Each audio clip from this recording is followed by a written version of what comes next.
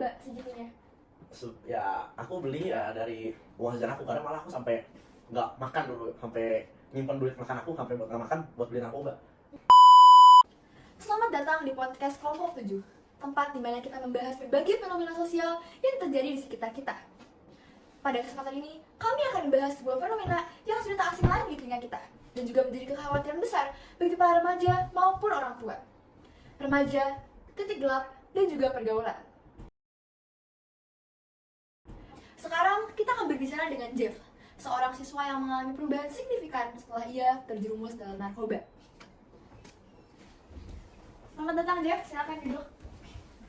Nah Jeff, bisakah ceritakan sedikit tentang dirimu? Ya jadi aku sebenarnya lahir dan juga besar tuh di desa. Aku sebenarnya hubungan sama keluarga aku sih dekat sih, cuman sama ayahku enggak. Lebih ke ibu aku, soalnya ayahku sering pergi-pergi buat kerja. Terus kehidupan di desa kamu tuh awalnya baik-baik saja?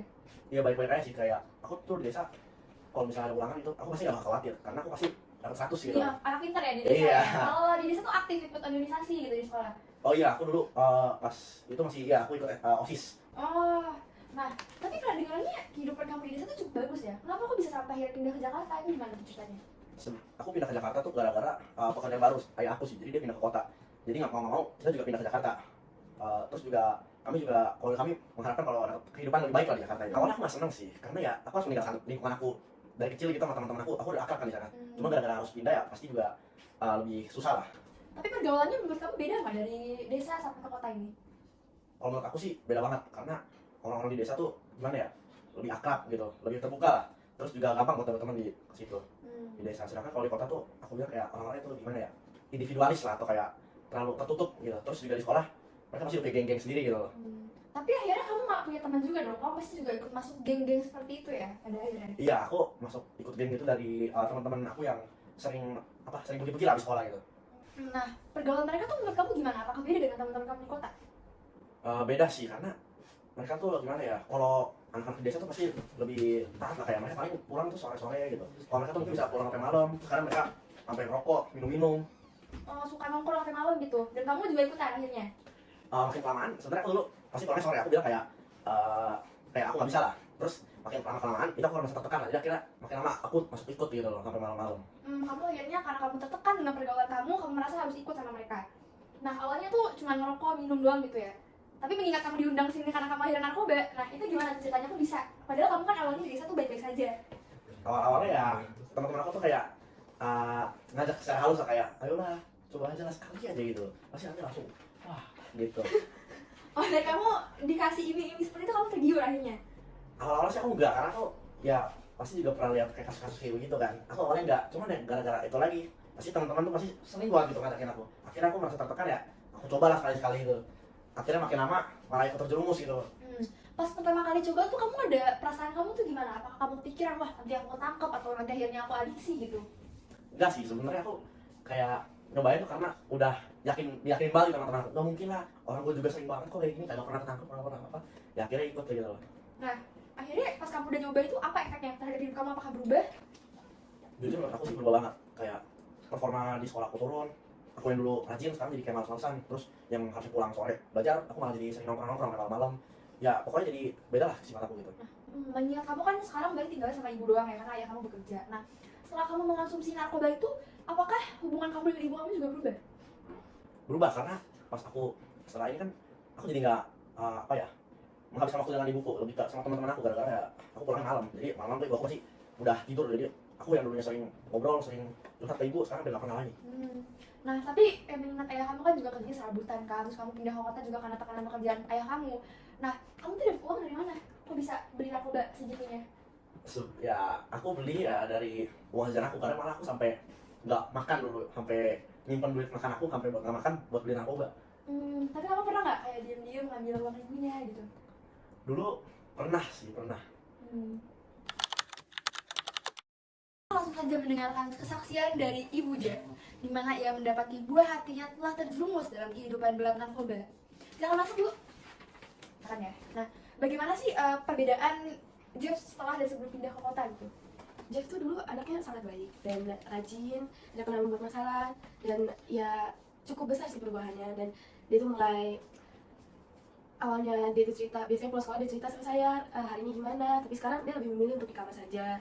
Dan dia kalau saya ngajak ngomong kadang-kadang nggak ditanggepin. Ya cukup besar sih perubahannya dari itu. Perubahan seperti apa sih yang paling pertama ibu rasakan gitu, dan juga kayak wah kok kayaknya anak saya beda gitu dari awalnya baik-baik aja. Jujur yang paling saya nyadar duluan itu dia tuh suka mengisolasi diri.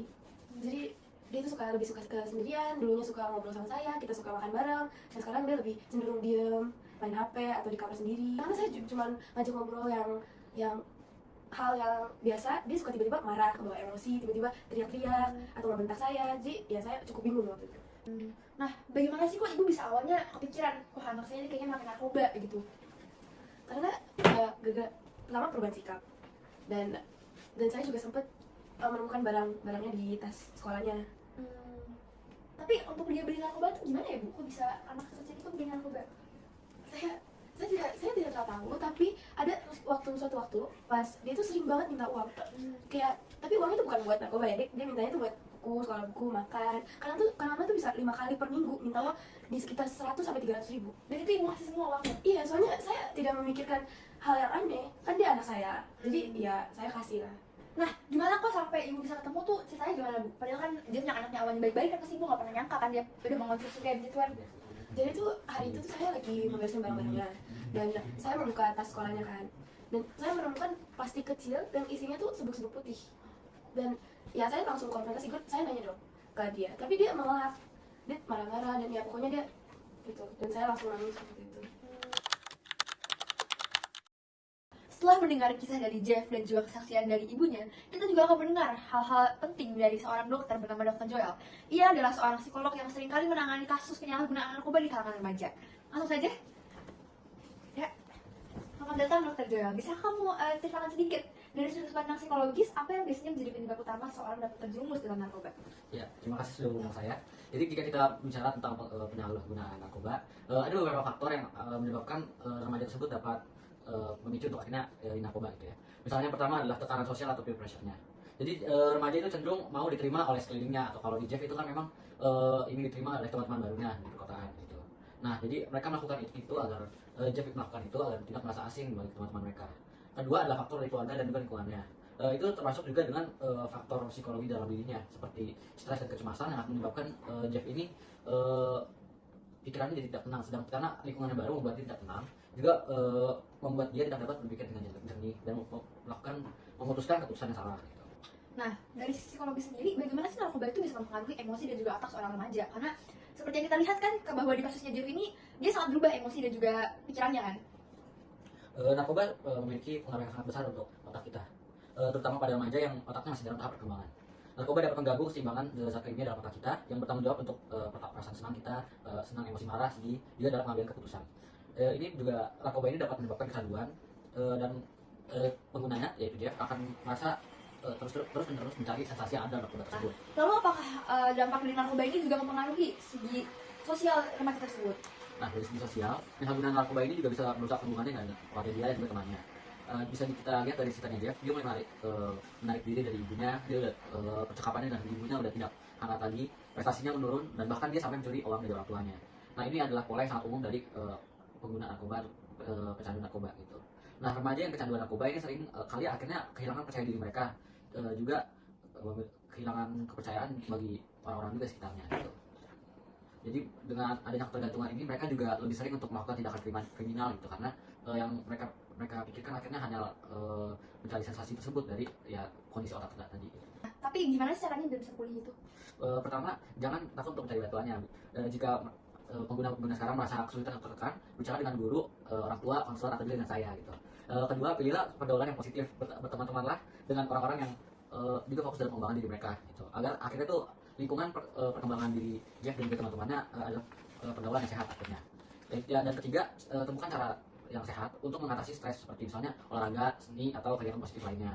Terakhir, selalu ingatlah narkoba bukanlah solusi. Jangan jadikan narkoba sebagai alat pelarian gitu, tetapi dampaknya akan merusak kalian mau secara fisik atau sosiologis gitu. Bu, maafin aku ya Bu, aku tahu aku salah kok. Cuman aku lakuin itu supaya aku bisa diterima di lingkungan baru Bu. Maafin aku ya Bu. Iya nggak apa-apa, jujur ibu sakit hati ngeliat perubahan kamu, tapi nggak apa-apa, ibu harap kamu bisa berusaha ke jalan yang lebih baik. Aku bakal berubah kok Bu. Makasih Bu. Ibu bakal selalu ada buat kamu kok. Makasih Bu. Jeff dan juga pemuda di luar sana yang telah terjumus oleh narkoba, jangan merasa bahwa hidup sudah berakhir. Semua orang bisa berubah. Langkah pertama adalah menyadari kesalahan dan mau mencari bantuan. Dalam kasus Jeff, dukungan dari keluarga, terutama ibunya, sangatlah penting. Jeff harus menjalani proses pemulihan dengan bimbingan yang tepat, baik melalui konseling, terapi, atau rehabilitas jika diperlukan. Yang terpenting, Jeff harus jujur pada dirinya sendiri dan berani mengambil langkah untuk keluar dari lingkaran ini. Baik, dari perbincangan hari ini, kita telah mengetahui berbagai dampak buruk dari narkoba. Narkoba tidak hanya mempengaruhi penggunanya, tetapi juga mempengaruhi hubungannya dengan lingkungan sekitarnya. Maka dari itu, bagi para remaja, janganlah terjerumus dalam enaknya narkoba, karena nikmat yang Anda rasakan hanyalah sementara. Jangan takut untuk memanggil bantuan dari keluarga maupun teman-teman terdekat kalian. Ingatlah, narkoba bukanlah solusi. Hubungan kalian dengan keluarga kalian adalah solusi. Baik, bagi remaja di luar sana, ingatlah bahwa keluarga kalian mengharapkan yang terbaik dari kalian. Dan semoga pengalaman Jeff ini bisa menjadi pengalaman yang baik dan juga penuh makna bagi kalian semua.